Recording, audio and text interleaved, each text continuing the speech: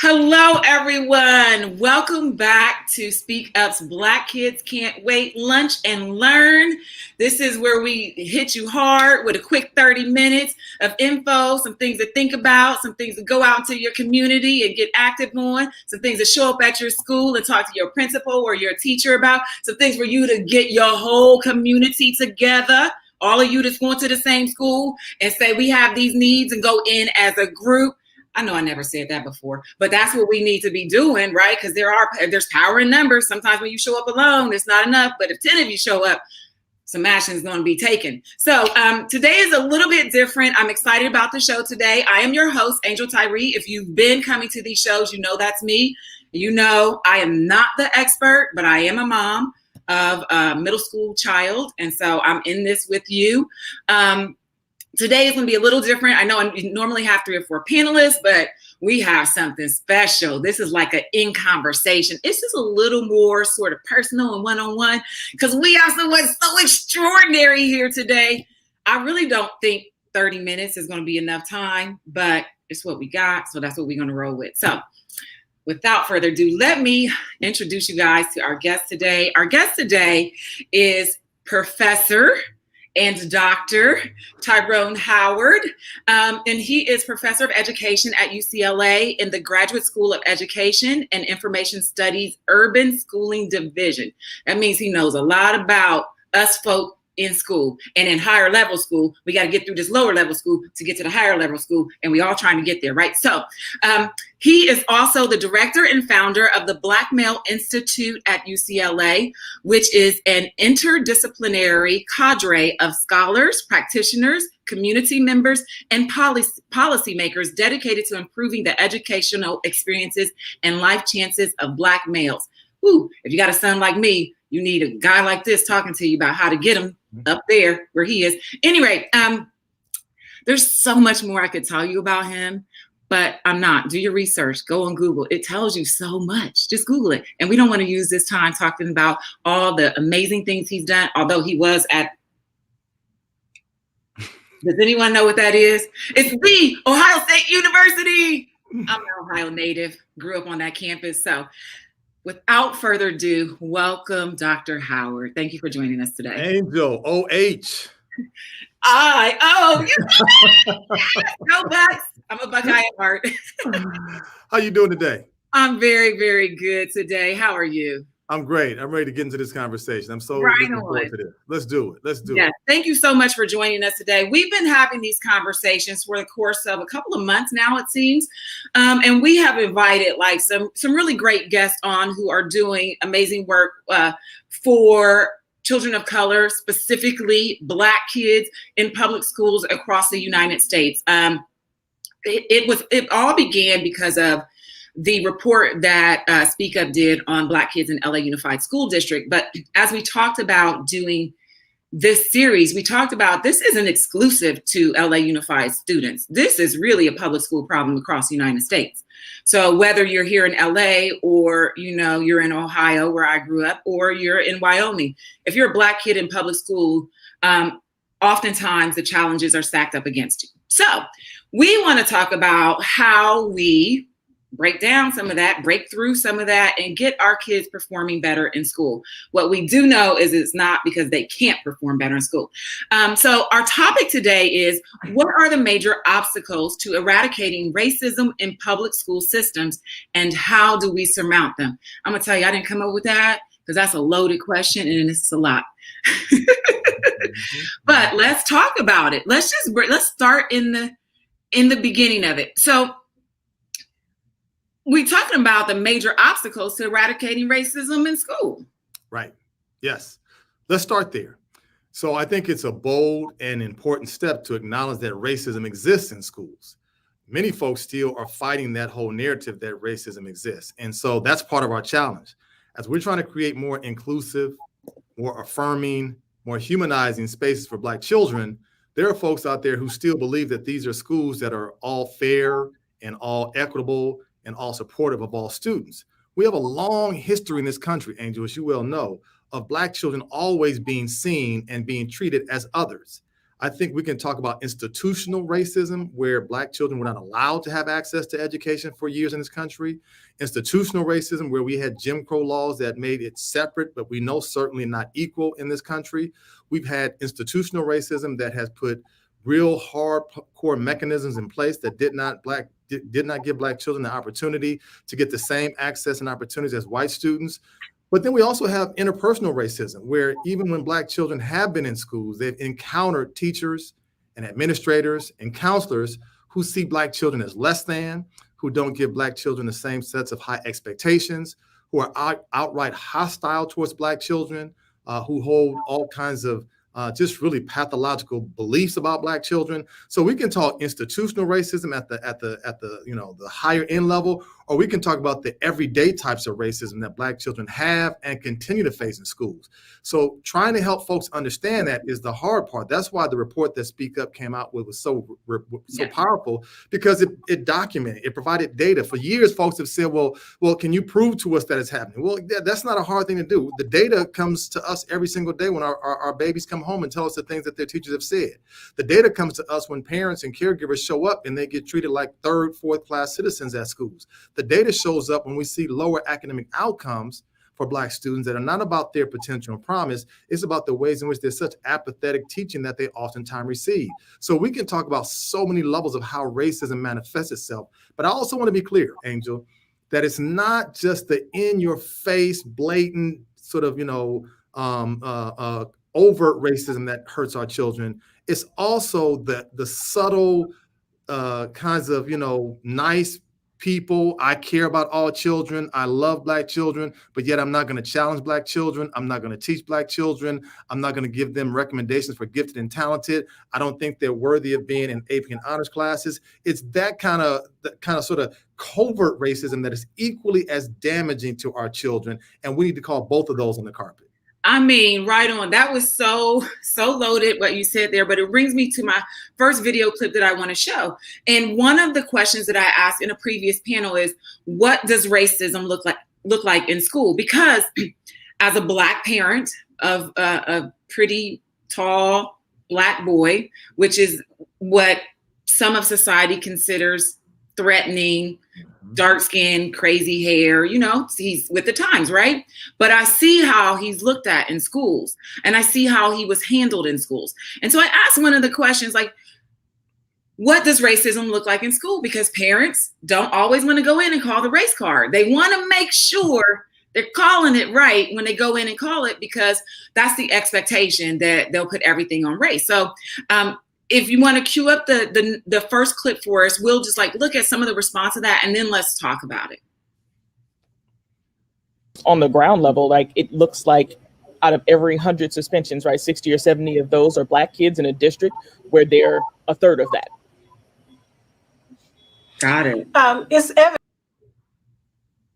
There was more. And all the data points, right? Okay, we're just going to let that one go for now, because it looks like we're having technical difficulties. But that said a lot there. Dr. Noyes said a lot with that there. I think what went on to say is, it's evident in the data and the amount of students that don't go to AP classes. But one of the things that I said in that particular show was,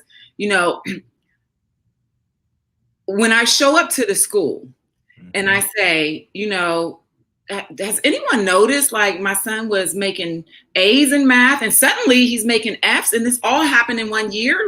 What happened here? Mm-hmm.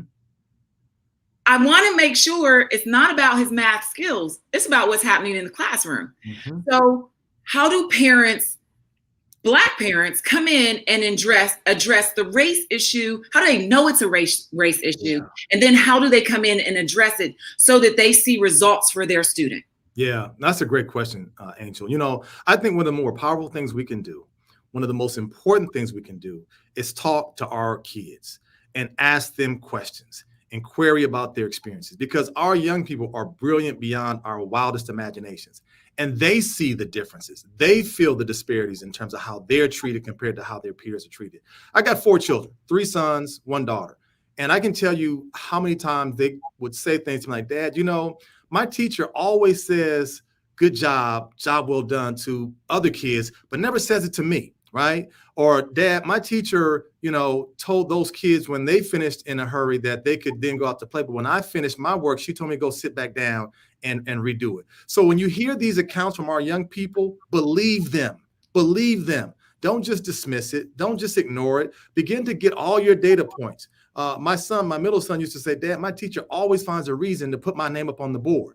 I said, does she put other kids up on the board? She said, not the way she puts my name up on the board. That's a data point for us. So part of what you have to do is talk to your young people first. Second thing we need to do, show up at the school, right? As a caregiver, as a parent, as a parent, you have the right to show up whenever you want to, right? You, of course, got to go through the channels of coming up in the office first, but show up at the school unannounced and say, I want to observe in my child's classroom, no matter if they're first grade or 12th grade. I want to show up. I want to see what you are doing.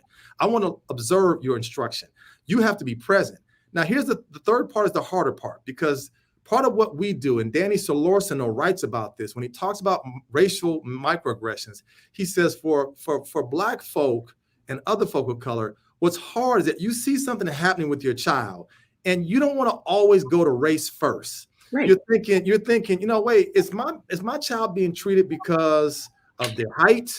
Is my child being treated differently because of the clothes they wear? We don't go to race first and foremost. We're trying to go through all the different checklists, but in the back of our mind, we know what it is. Absolutely. We're saying, you know what? Is my child being treated differently because he or she or they are Black? And that's the thing that we oftentimes struggle with. And I think we have to be okay leaning into that to say, yes, oftentimes your child is being treated differently because they are Black.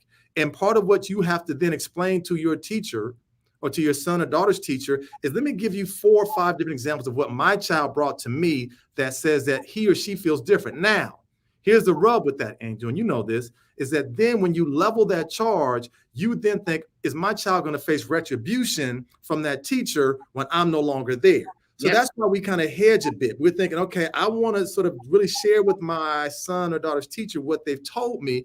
But look, people are people. And some of these teachers can be quite vindictive. Mm-hmm. They can engage in passive aggressive behavior, and they will do things that will harm our children even more once they know that our children have shared some of the things that they're doing.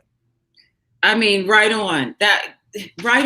So then my question comes, as a parent, so parents listening, one thing I heard that you have to do is document everything your kids tell you. I did get to that with my own son, where I would just say, tell me what happened. I ask him anyway, how was school today? Tell me your highs, tell me your lows, all of that, try to probe. But when something goes on, then tell me more about that. What happened? And document it. On this day, this happened.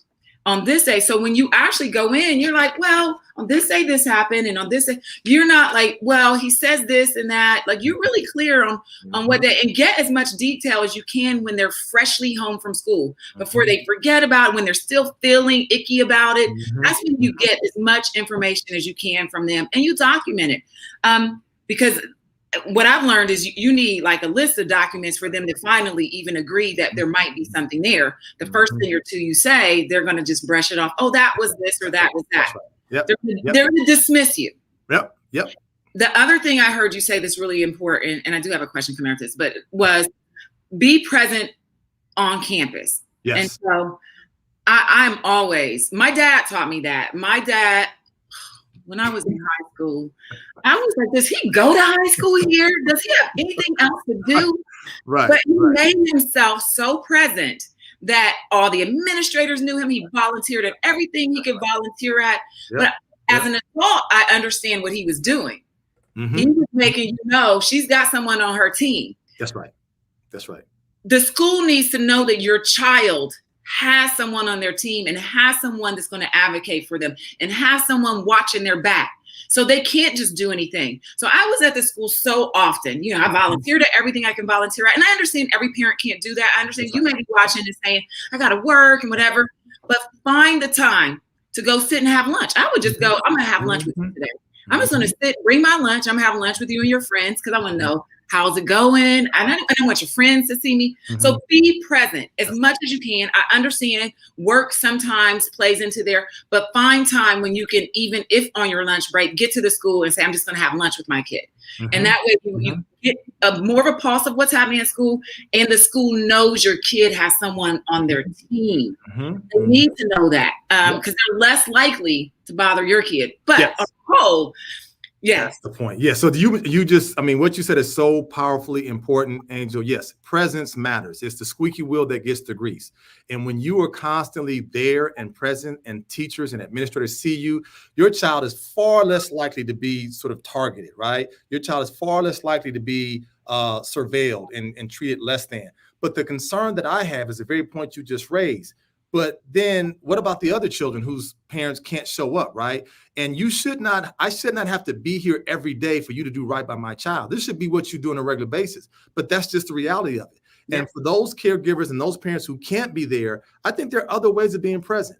Look, send emails on a regular basis to teachers saying, look, I have questions. I have concerns. I want to know what's going on here.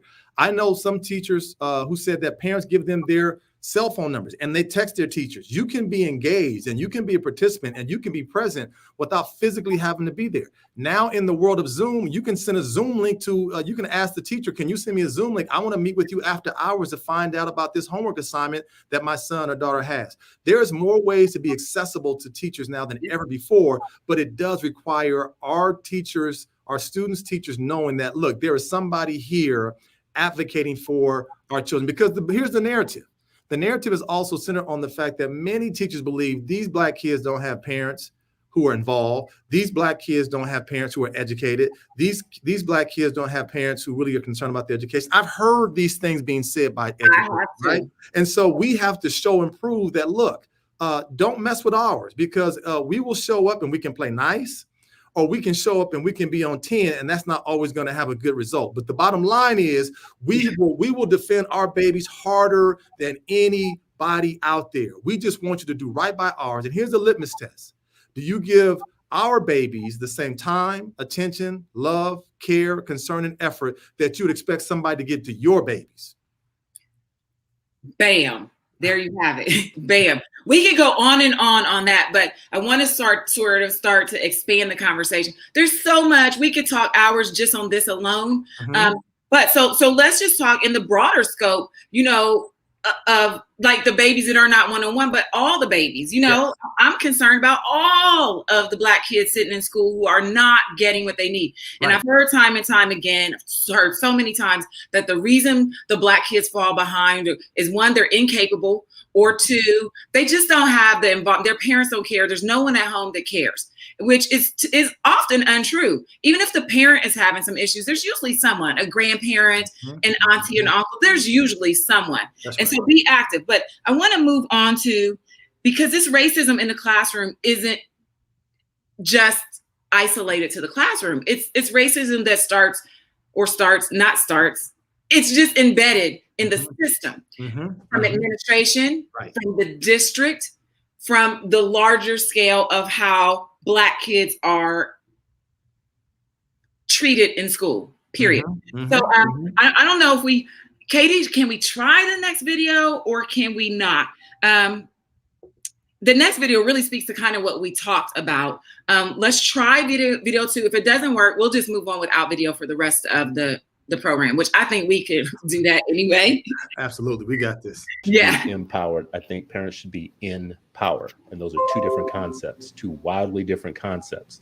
If your structures are not putting parents in power, you will not have the right partnerships to educate our children.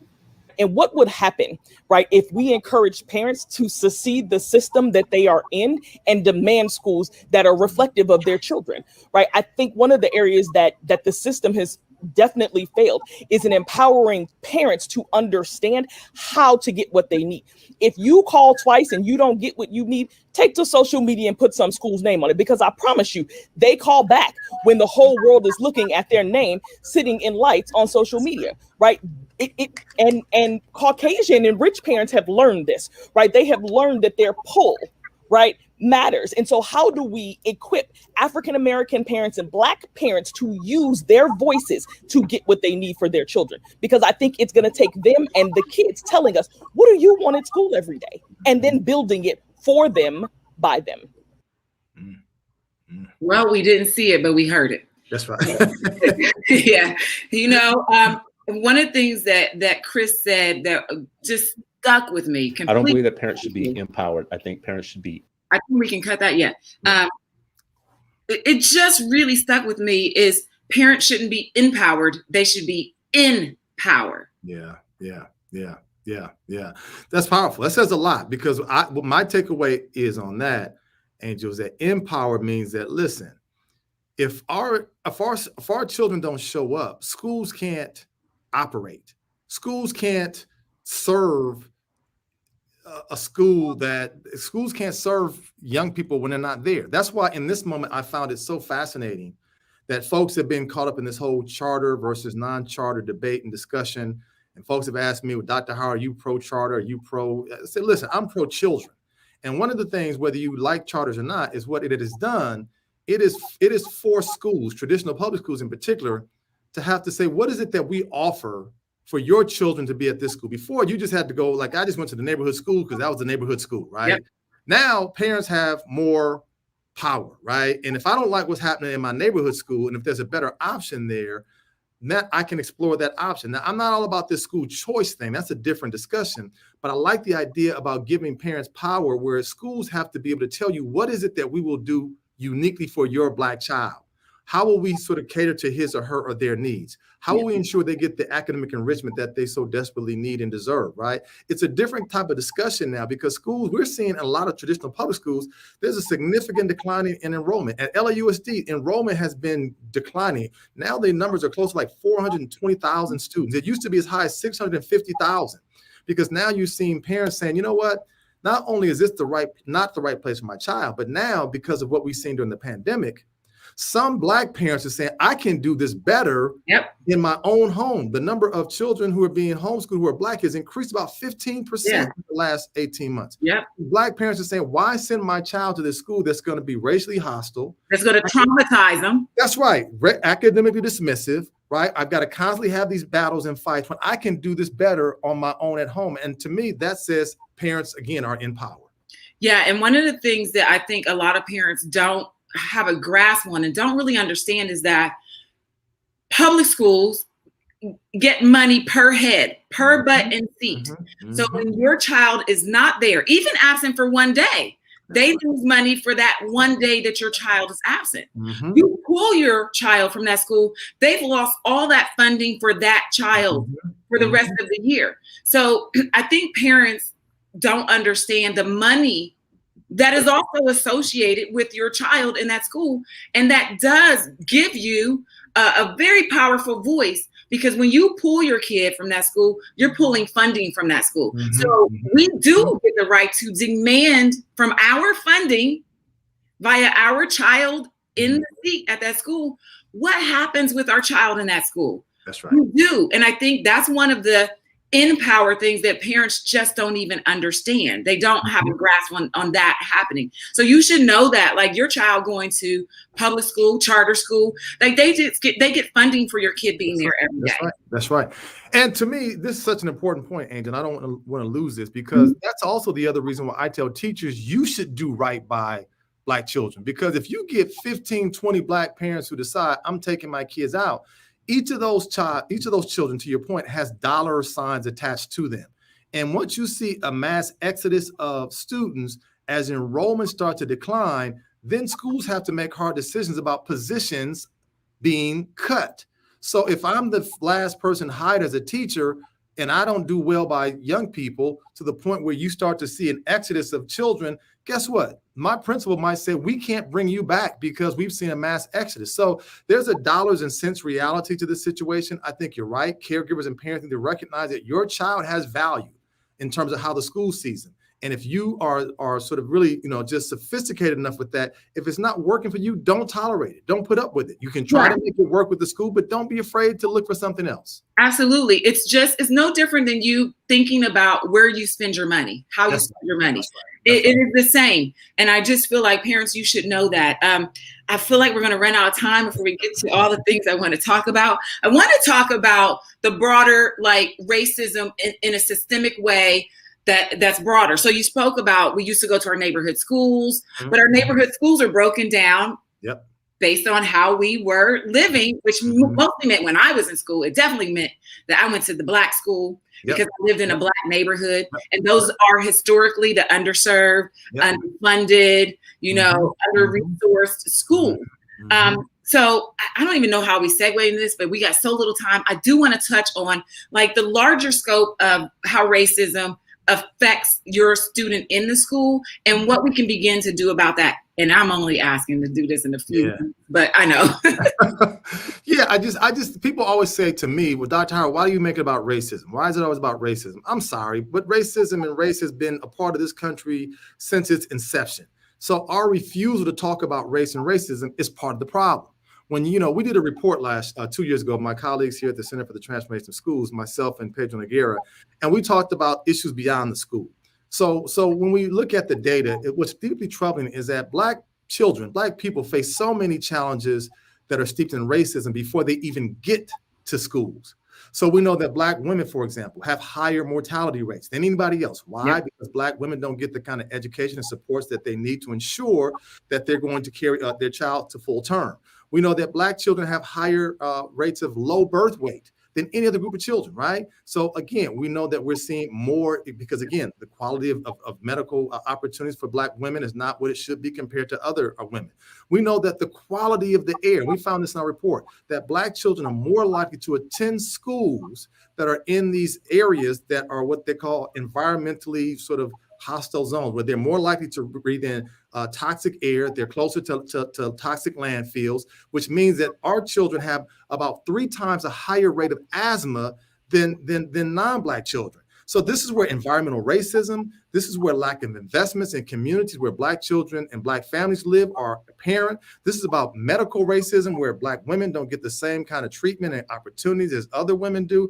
All these factors are sort of just enmeshed in the realities of what it means to be Black in America. So part of what we see is that when our children step foot in classrooms, in kindergarten, on day one, the social determinants of health embedded by racism is already impacting their ability just to be children, right? The air I breathe. We saw in Flint, Michigan, the water I drink. Water. Right? Water, right? And they allowed it for so long. Right? The quality of the food that I have. There are so many different food deserts in the community where Black folk live. So it's not just the air, it's the water, it's the food, it's the access to quality medical care. It's what we call the accumulation of disadvantage, which is highly informed by racial practices steeped in racism. For us to ignore that and say it doesn't matter, it doesn't exist, to me would be highly irresponsible. So while we have to focus on schools, we have to recognize that schools can't do this alone. We need greater advocacy. We need greater pressure on our elected officials. This situation going on in Carson right now. The situation in Carson is like there's some real pungent odor in the air that's permeating these areas that are primarily comprised of Black and brown people. Nobody knows what it is. And what they're telling us, they're going to just sort of deodorize it. Well, deodorizing it is not getting to the root cause of what the problem is. This is in the water we drink. This is in the air we breathe. And that's where we have to be greater advocates to ensure that we're just not putting our young people in places where they're already 10 steps behind before they even start the race. Dr. Howard, I really could talk to you for another 2 hours, and we are down to a minute and a half. I'm going to ask you, because I try to be respectful of time, I'm going to ask you, can we go like a minute and a half over? Because I have a question I want to ask. I'm never going to get to everything, but I want to ask this question because you sort of touched on it earlier. What do you feel like, how do I want to ask? I want to talk about erasing Black history from history. There is a lot more talk. Like, these conversations are happening. There's a lot more talk about like systemic racism, about the history of race, and racism in America, but there's so much pushback too. So while we see more talk, more DEI, I hear DEI one more time, but we hear all of this, and we're talking about it more, but you also see the resistance happening and these school systems that are shutting it down completely happening. Do you feel that there will somehow be a flipping of the current because there is so much talk about it, or that we're able to like make some headway and some progress and really affect some change happening? I don't know what kind of question I really. Yeah, no. You're onto something with this, Angel. I think I'm reminded of a statement that James Baldwin made years ago. He said America has what he called willful ignorance when it comes to reckoning its racial past. And part of what this moment is about is that you have a core part of America that does not want to acknowledge its ugly racial history, and that we are not a country steeped based on solely meritocracy. That your plot in life is not determined by how hard you work or how much you pull yourself up by your bootstraps. That white folks have had significant advantages and significant opportunities and significant privileges that Black folks have never had in this country, right? And I think what we don't want to do is recognize that set of realities.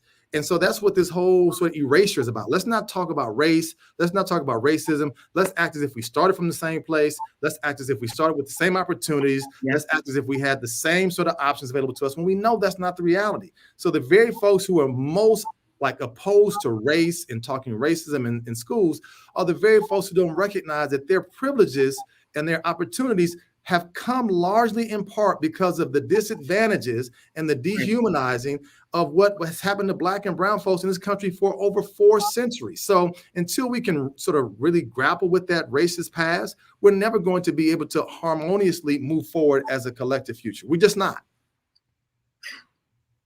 I could go on and on about this, but I can't. Yes, ma'am. We could talk all day. I could go on and on about this, but I can't because we are at time. Dr. Howard, not enough time. Katie has told me so much about you.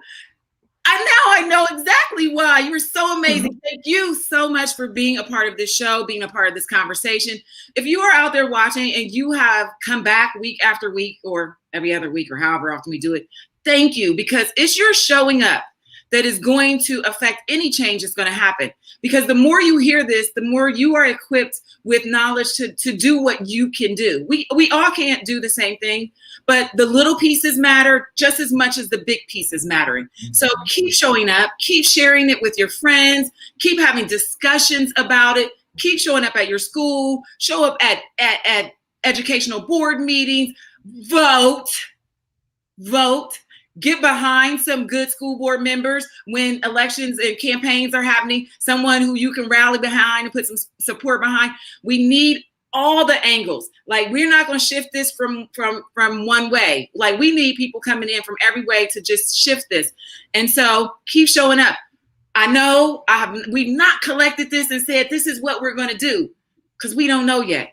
But we're going to keep showing up for our kids, your kids, my kids, all of these babies out here, because these babies are who's up next. And we need them to come to the plate ready to bat it home. Thank you all. Thank you, Dr. Howard. Appreciate you. Appreciate you. Time. Thank you.